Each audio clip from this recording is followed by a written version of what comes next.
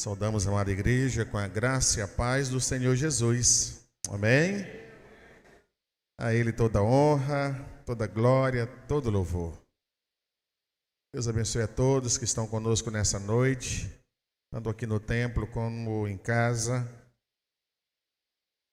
Que o Senhor aceite a nossa adoração, o nosso culto como expressão do amor que temos por Ele, do que Ele representa na vida de cada um de nós. Aleluia. Quero dizer para os irmãos que as orações têm chegado ao trono da graça e Deus, na sua infinita misericórdia, tem se inclinado e ouvido o nosso clamor. Amém? Glória a Deus. Aleluia. Minha família, o meu filho já está recuperado. Glória a Deus por isso. Renilde está cada dia melhor. Hoje ela já está andando no quarto. Então não demora muito, ela está em casa conosco. Para a honra e glória do Senhor. Minha mãe ainda continua hospitalizada, mas fez a cirurgia. E o procedimento foi bem sucedido. Detectou uma pneumonia, está tratando dessa pneumonia, mas nós cremos também que não demora muito, ela vai estar em casa. E Deus está trabalhando na vida de cada um de nós, nos nossos lares, e nós ficamos felizes por Deus ser tão amoroso, mesmo nós não merecendo nada, mas Ele continua nos amando e cuidando de nós. Amém, queridos? Bom, finalmente nós vamos poder retomar e concluir uma série de mensagens que estamos expondo lá no livro de Provérbios, capítulo 30. Provérbios 30, versículos 18 e 19. Então vamos voltar a esse texto, Provérbios 30, 18 e 19. Glória a Deus. Eu fiz questão de pegar esses dois versículos para mostrar a infinita riqueza e sabedoria que há nas Escrituras Sagradas. Textos tão pequenos, mas com uma profundidade, com um alcance muito grande, tesouros valiosíssimos para a nossa edificação, nós encontramos às vezes numa palavra. Por isso a Bíblia nunca, irmãos, envelhece. A Bíblia nunca será ultrapassada, porque ela tem um poder renovador tremendo. Você imagina que da época dos discípulos para cá, quantas vezes as pessoas leram, pregaram, falaram essa palavra no meio de tantas gerações, em tantos lugares, e nunca alguém consegue cansar de ler a Bíblia, cansar de aprender coisas novas. Eu já li muitos livros e alguns li por mais de uma vez. Mas você lê um livro qualquer uma vez, a segunda vez, depois da terceira já não há mais novidade, você já conhece a história, você já conhece a trama, você já tem informações suficientes.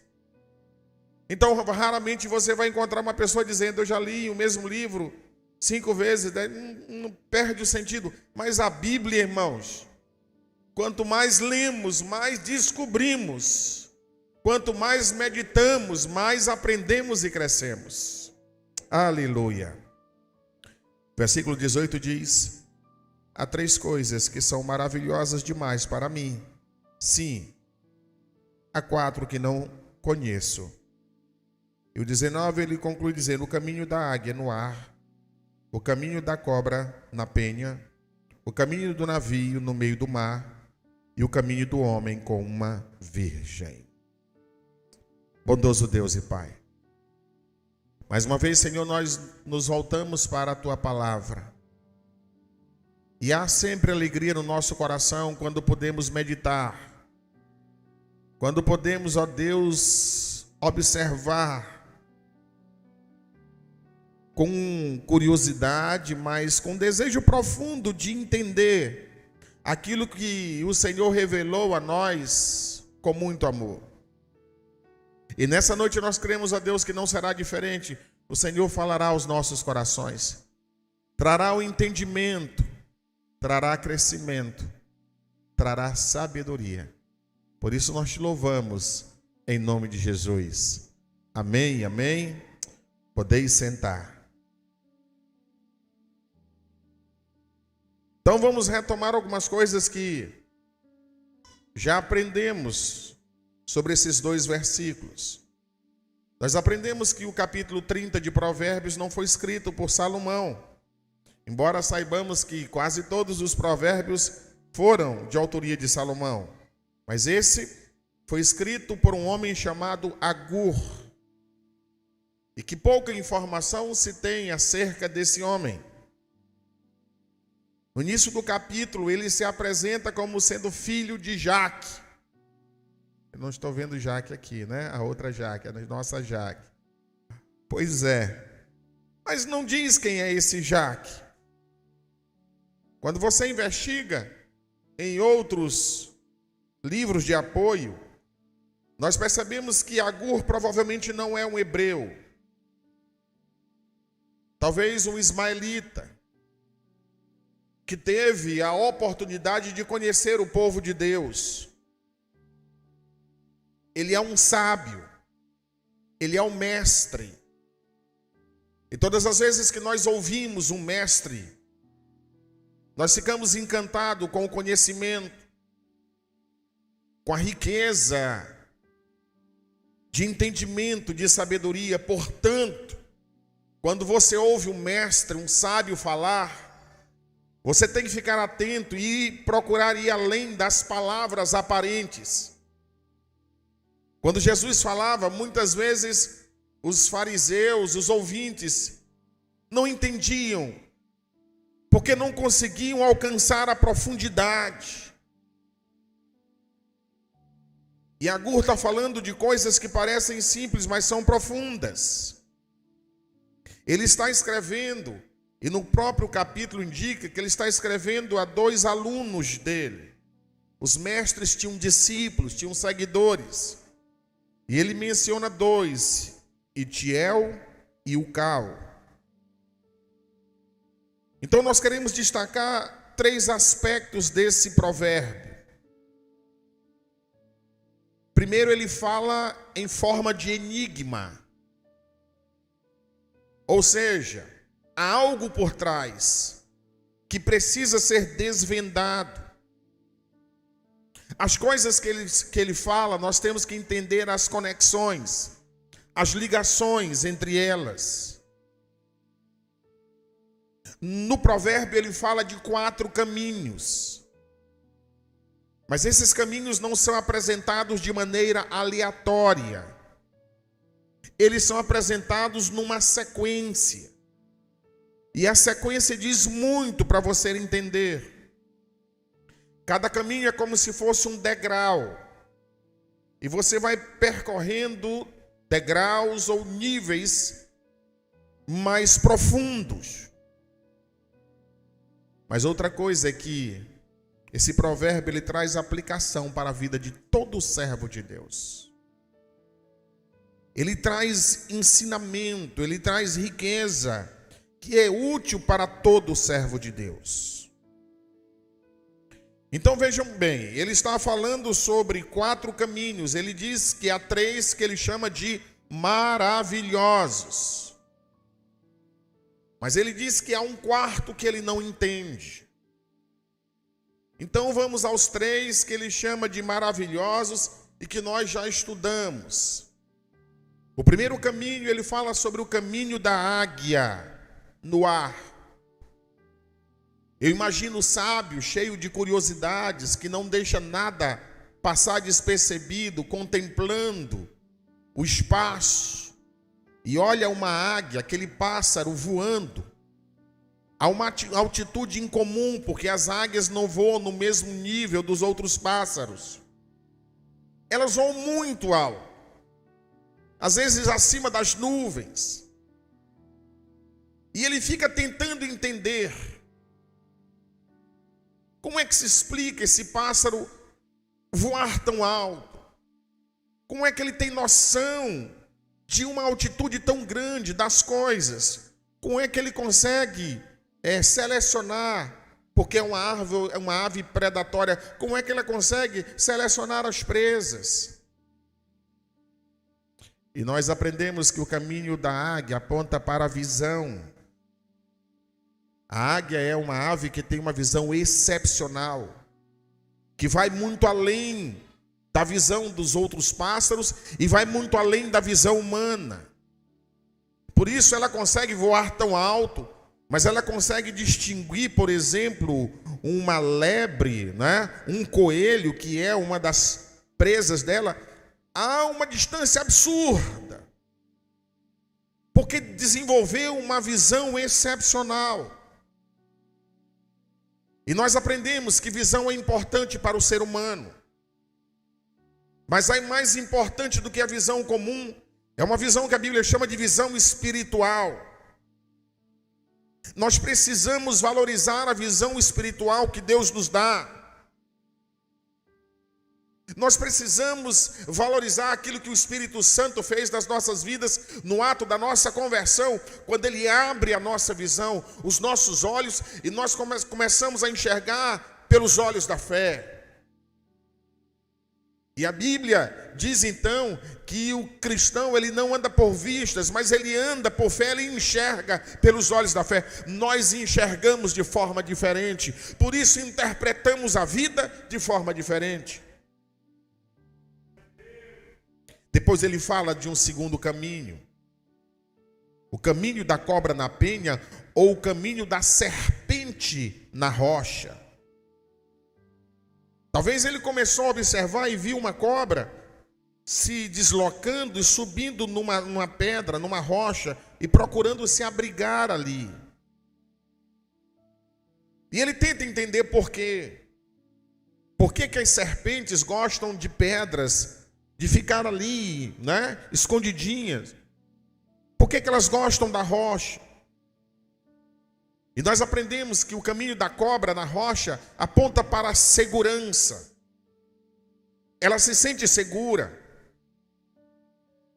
Ela se sente protegida. A cobra, ela é uma predadora, mas ela também é presa. Quando ela anda por terra, ela deixa rastro e ela é facilmente seguida. Mas quando ela sobe na rocha, então ela consegue disfarçar. Ela consegue então se proteger. É mais difícil você conseguir acessar. E isso fala para a vida do servo de Deus. Que nós somos chamados, irmãos, a andar na rocha. A nossa rocha é Cristo. Só nele temos segurança. Só nele encontramos abrigo seguro. E nós falamos acerca disso. O sábio Agur fala de um terceiro caminho, que ele acha maravilhoso. O caminho do navio no mar. Eu imagino ele num porto, observando os navios partindo. E aqueles navios gigantes, colossais, começam a se deslocar no mar e vão ficando cada vez menor, até o momento que se perde de vista. E ele fica imaginando a imensidão dos mares, dos oceanos. Os navios chegam a andar dias e dias, navegar dias e dias, sem enxergar terra. Ele fica imaginando como não se perde. Como eles têm noção de para onde está indo. O caminho do navio, irmãos, fala sobre direção. Apesar de estar na imensidão do oceano, eles têm uma direção certa para onde se deslocam. Eles não se perdem. Nós aprendemos que os navios usam as cartas náuticas, os mapas, mas usam também na antiguidade as estrelas do firmamento para não se perder no curso. E isso fala da nossa vida. O Senhor nos dá uma direção, nos dá um rumo. A Bíblia diz que nós andávamos, irmãos, perdidos como ovelhas desgarradas, que não tinha pastor. Andávamos peregrinando sem rumo, irmãos, e íamos acabar na perdição eterna. Mas o Senhor nos alcançou e nos colocou no caminho certo. Não andamos perdidos. Não andamos sem direção. Nós temos um alvo. O nosso alvo é Cristo Jesus, o nosso Senhor. Mas hoje nós vamos falar do quarto caminho. E ao final, irmãos, nós vamos compreender a ligação entre esses caminhos. O caminho é o caminho da Virgem. E ele fala, irmãos, o caminho de um homem com uma virgem. O que ele quer abordar? Do que ele quer tratar nesse quarto caminho? Quais são as lições do quarto caminho? Eu imagino agora ele olhando para os relacionamentos humanos. E ele olha um casal que está contraindo núpcias, que acabou de casar, e ele começa a tentar entender, ele começa a refletir sobre isso, sobre a relação conjugal, a relação marital. O quarto caminho, o caminho de um homem com uma virgem, ele fala de intimidade. A relação conjugal, e ele está usando justamente o casamento como um exemplo perfeito de intimidade.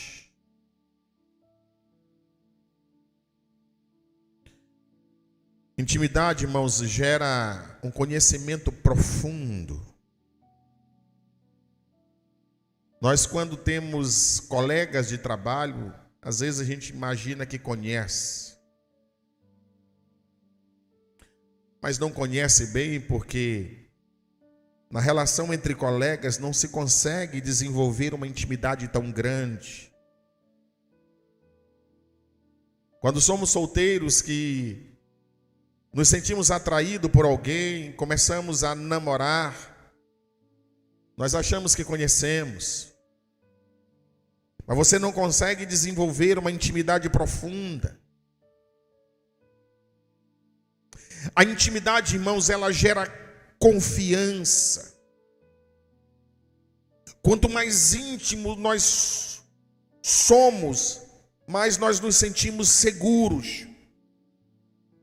Mas nós conhecemos o outro e nos damos a conhecer também. E nós sentimos confiança, a intimidade gera crescimento. No entanto, ele diz que não conhece. Esse quarto caminho, que é o caminho de um homem com uma virgem, ele diz: eu não conheço. Ele não domina esse conhecimento, porque provavelmente não era casado. Então ele vem falando com desenvoltura das coisas maravilhosas que ele andou observando. De repente ele fala de um caminho, mas ele diz: esse eu não conheço, esse eu não entendo. Talvez fosse apenas um noivo ou um dos seus aprendizes estivesse próximo de contrair matrimônio. Ou então ele está falando para alguém que vai casar. E de repente, irmãos, ele se depara com algo que é muito complexo mesmo para ele, que é um sábio. Ele conseguiu ficar maravilhado, entender algumas coisas sobre o caminho da águia, sobre o caminho da cobra na pedra, do navio no alto mar. Mas ele diz: aqui está além do meu conhecimento, eu não consigo entender isso. A vida conjugal é algo tão complexo, irmãos, que não há uma escola no mundo que se habilite a ensinar. Olha só, não há. Não há alguém que se declare: eu sou professor em casamento e eu vou agora dar aula sobre uma vida conjugal perfeita. Não há. Vocês já viram que a Bíblia, irmãos, a própria Bíblia, irmãos, nós não encontramos os homens e mulheres de Deus, nem mesmo os profetas,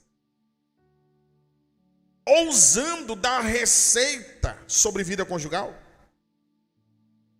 Os profetas falaram acerca de muitas coisas, os homens de Deus, os discípulos, alguns chegaram a dar conselhos, mas ninguém deixou fórmula.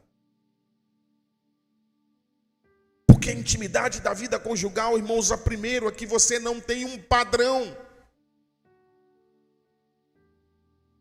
Você não encontra dois casamentos iguais no mundo inteiro, porque não há, irmãos, pessoas iguais.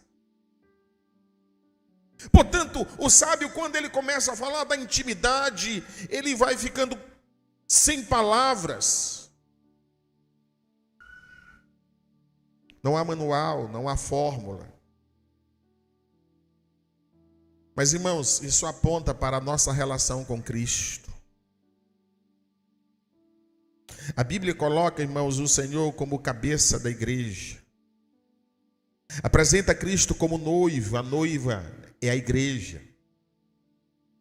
E fala, irmãos, que no final dos tempos, essa relação será plena, completa, total. Nós estaremos juntos eternamente na glória. Portanto, nós temos que buscar uma intimidade com o Senhor. Cada crente deve desenvolver a sua intimidade com Deus. Eu, você, cada um de nós, devemos mergulhar nesse mistério que é a intimidade. E nós temos que entender uma coisa: intimidade é pessoal. Eu vejo muito crente sofrendo, sabe por quê? Porque ele tenta comparar a intimidade que ele tem com Deus com a intimidade que o outro irmão tem com Deus. Eu vejo alguns irmãos errando ao tentar se colocar como parâmetro, entendendo que aquilo que ele descobriu na sua relação com Deus, todos os outros devem descobrir. Intimidade é pessoal. Você é um ser único, que deve buscar desenvolver esta intimidade, e Deus vai te tratar não como uma cópia, mas como um ser único. Os pais amam os filhos de forma igual, mas se relacionam com os filhos respeitando as características de cada um. A maneira como Deus se manifesta, como Ele me trata, como, irmãos, nós desenvolvemos a intimidade é uma. A maneira como o irmão Marcos vai crescer na intimidade com Deus é outra. O irmão Moraes vai crescer, irmãos. Deus vai observando os aspectos. Durante muito tempo eu me senti pequeno demais, porque eu olhava os meus pastores, homens de Deus. Eu digo: Senhor, será que eu vou construir uma intimidade contigo como esses homens? Mas nós não éramos iguais. E Deus não trata os diferentes como iguais. Aleluia. Nós vamos construindo, irmãos, intimidade é pessoal. Aleluia, glória a Deus. Intimidade não é transferida. Eu não posso transferir a minha intimidade com Deus para o meu filho, para o meu irmão. Ele vai ter que percorrer esse caminho. Ele vai ter que fazer as descobertas dele. Agur não pode dar lição de intimidade para os seus discípulos, porque intimidade, irmãos, cada um desenvolve com as peculiaridades que tem, com o empenho com que se dedica, com as descobertas que se propõe a fazer.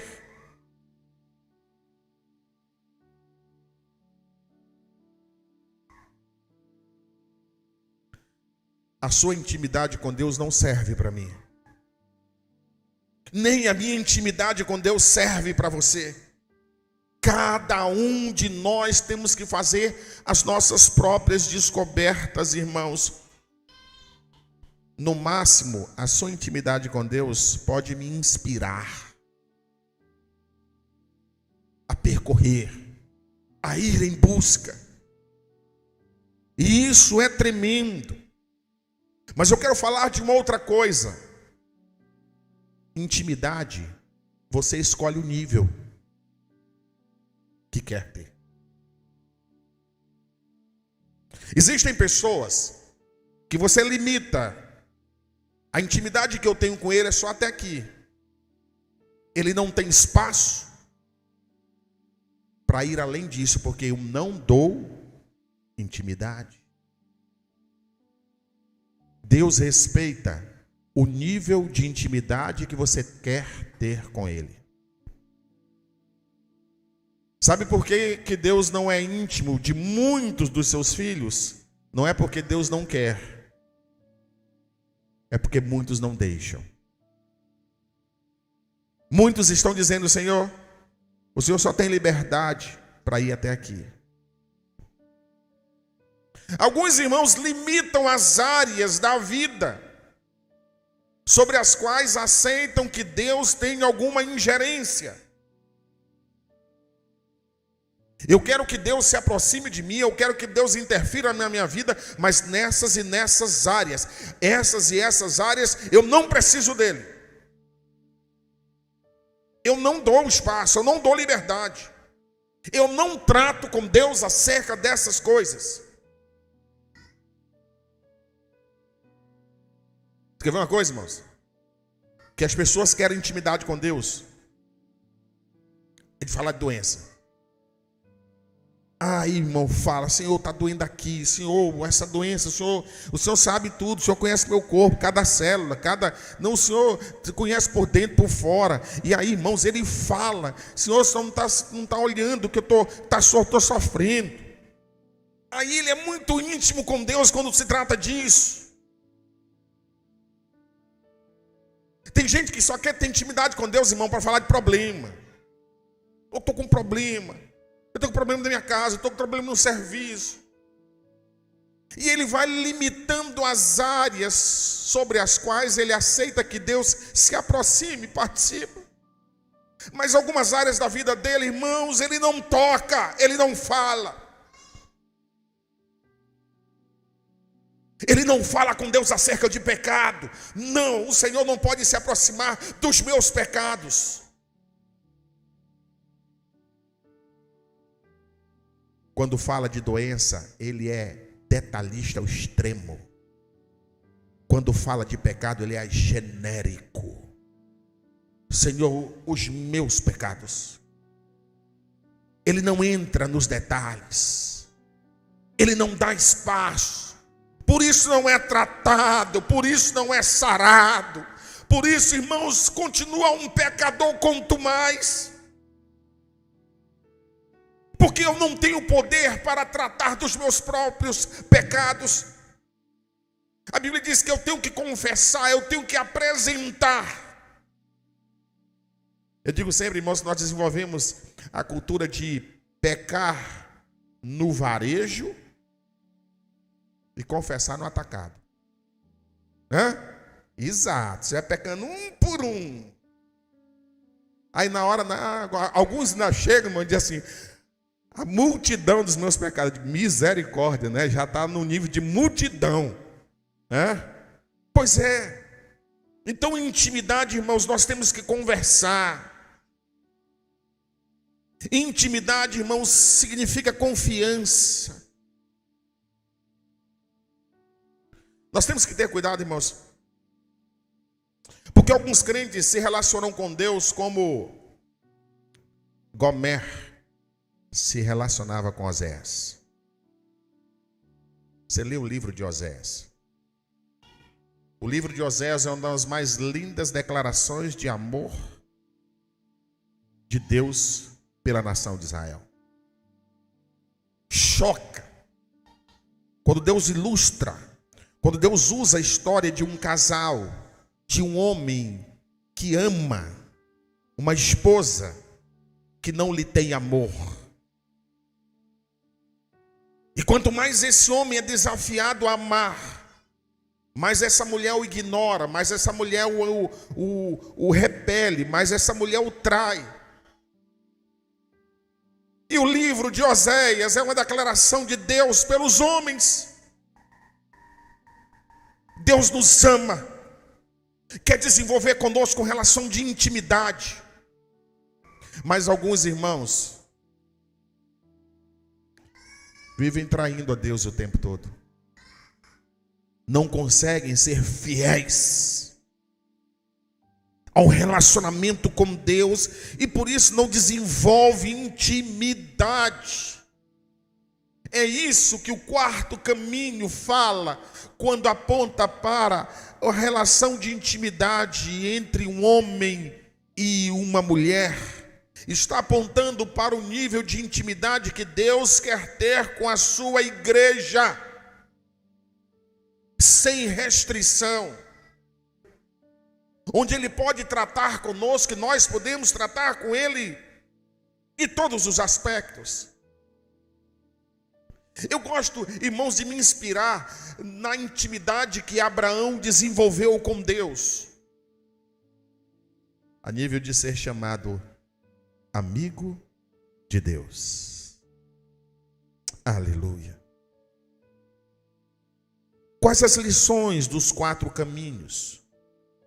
Quando Agur fala desses 4 caminhos, o que ele está querendo ensinar aos seus alunos? Eu quero concluir mostrando 3 lições importantes acerca dos 4 caminhos, da ligação entre esses 4 caminhos.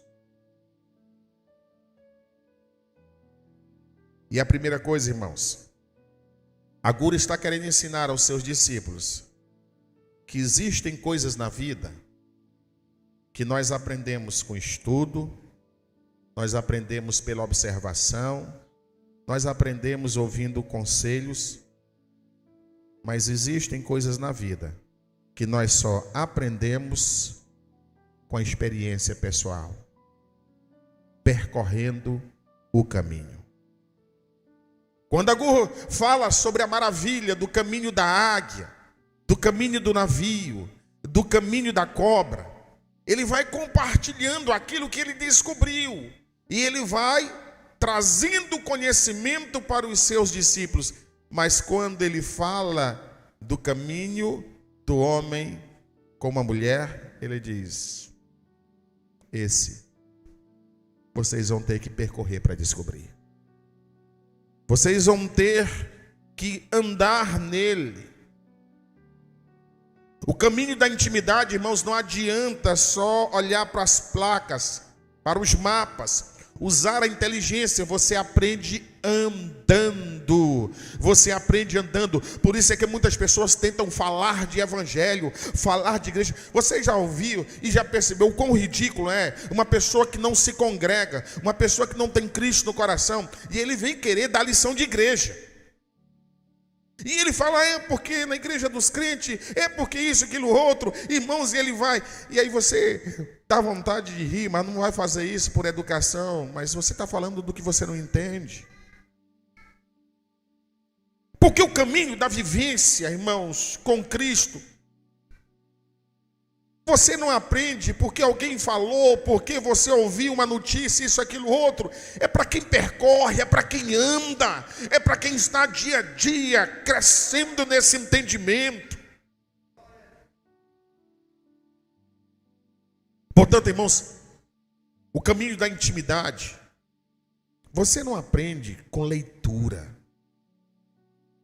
Você não aprende assistindo pregações, elas são importantes, ela nos alimenta espiritualmente, mas, irmãos, intimidade é percorrer. É muito bonito você ouvir alguém dando testemunho acerca do que Deus fez na vida dele. O teu testemunho pode me emocionar, o teu testemunho pode me motivar, mas o teu testemunho não me traz intimidade com o Senhor, porque intimidade eu tenho que percorrer, eu tenho que crescer, eu tenho que andar. É isso que Agur está dizendo. Eu posso falar das coisas maravilhosas que eu já vi no mundo com vocês, mas intimidade, por mais que eu saiba que eu seja, eu não posso transmitir isso para vocês. Vocês vão ter que aprender. Mas a sequência em que ele apresenta os 3 caminhos anteriores, irmãos, ele está falando de degraus que devem ser percorridos antes de você chegar ao nível de intimidade. Quando ele coloca o caminho da águia, ele está falando de visão. Ele está dizendo, antes de desenvolver intimidade, você precisa de visão. Por isso, irmãos, antes de nos tornarmos íntimos com o Senhor, a primeira coisa que Ele faz no ato da conversão é abrir os nossos olhos espirituais, para que a gente comece a enxergar. Em Atos 26:18 diz, para lhes abrir os olhos e os converterdes das trevas para a luz e do poder de Satanás para Deus. Irmãos, nós não buscávamos intimidade antes, sabe por quê? Porque nós estávamos cegos pelo inimigo. Por isso o Senhor vai e abre os olhos. O que Agur está dizendo, quando eu falo inicialmente de visão, o que eu posso fazer com vocês é abrir os olhos para vocês enxergarem a importância disso. Depois ele fala o segundo caminho, o caminho da cobra na rocha, que fala de segurança. E a segunda coisa que a Bíblia mostra, que o Senhor abre os nossos olhos espirituais e depois diz que pega o nosso pé e coloca sobre a rocha. Aleluia. O salmista no Salmo 40, versículo 2, ele mostra como isso aconteceu. Ele diz, tirou-me de um lago horrível, de um charque de lodo, e pôs os meus pés sobre a rocha, firmou os meus passos. Então, ele abre a minha visão, para que eu enxergue, e ele me coloca no lugar seguro. Visão, segurança. E aí ele vem e fala do caminho do navio, e ele fala de direção. E agora nós enxergamos que nós estamos na rocha, ele nos faz andar, mas andar na direção certa. Aleluia. Agora eu começo a andar, e eu não quero mais aqueles caminhos tortuosos, eu não quero mais aqueles atalhos, eu quero andar no bom caminho. E Jesus diz, eu sou o caminho, me sigam, andam por onde eu andei, me tome como alvo na vida de vocês. O salmista no Salmo 128, versículo 1 diz, bem-aventurado aquele que teme ao Senhor e anda nos seus caminhos. Aleluia. Mas Agur está dizendo, eu só posso fazer até aí. A partir de agora é com vocês. Andem, cresçam. Veja, irmãos, que nos 3 caminhos iniciais há uma ação externa. O sábio está apresentando, ele está mostrando, ele está conduzindo. Então, eu abri os meus olhos foram abertos não porque eu de mim mesmo fiz, Mas foi a graça, a misericórdia de Deus, o poder de Deus que me alcançou e abriu os meus olhos. Se fosse por mim, eu ainda estava com os pés na lama, no lodo ali, eu estava afundando. Eu não conseguia sair dali. O homem sem Deus, irmãos, ele não consegue se aproximar de Deus por ele mesmo. A Bíblia diz que o Senhor foi lá, me tirou daquele poço, daquele lamaçal e me firmou na rocha. Foi uma ação externa, foi uma ação de fora, não fui eu. O caminho eu não sabia, por isso eu andava no caminho errado. O Senhor vem e me mostra o caminho certo. E agora, irmãos, eu sei qual é o caminho. Veja, eu não sabia, foi uma ação externa que me mostrou o caminho. Mas a intimidade é de mim. Agora é comigo. Se você ficar o tempo todo esperando, irmãos, que Deus, que seja uma ação de Deus, você já sabe que Deus quer ser íntimo de você. Busque essa intimidade diária. Busque essa intimidade de maneira contínua. A intimidade eu tenho que buscar. Aleluia, glória a Deus. Eu tenho que buscar. Agora é a minha parte. Eu tenho que prosseguir, eu tenho que buscar a cada dia me aproximar dele, aprender com ele, crescer com ele, estar perto dele, imitá-lo. Mas eu quero também mostrar uma outra coisa para os irmãos aqui. Que Agur está nos ensinando. Que nós só podemos ensinar. Só temos autoridade para ensinar aquilo que conhecemos. Ele vai falando, quando chega no quarto de sopa, eu não me atrevo, porque eu não domino. Eu não domino esse conhecimento. Você já viu muita gente se mete, irmãos, a ensinar o que não sabe? É a coisa mais ridícula que tem. E alguém está falando de uma coisa que ele não domina, irmão. Está como um papagaio repetindo aquilo ali. Ele não tem vivência.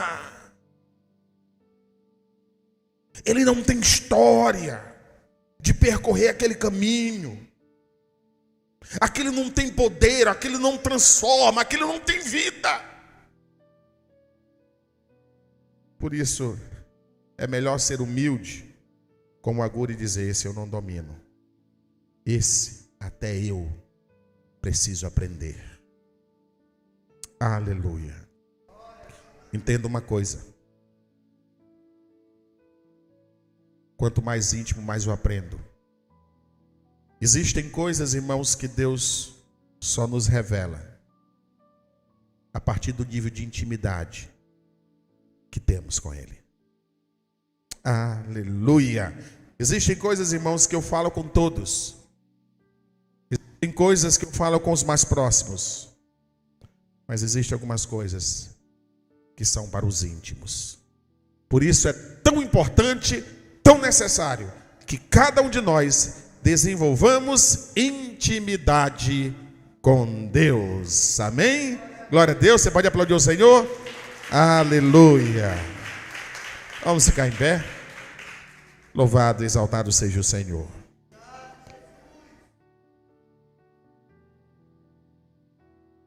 Oséias capítulo 6, versículo 3 diz: então conheçamos e prossigamos em conhecer o Senhor.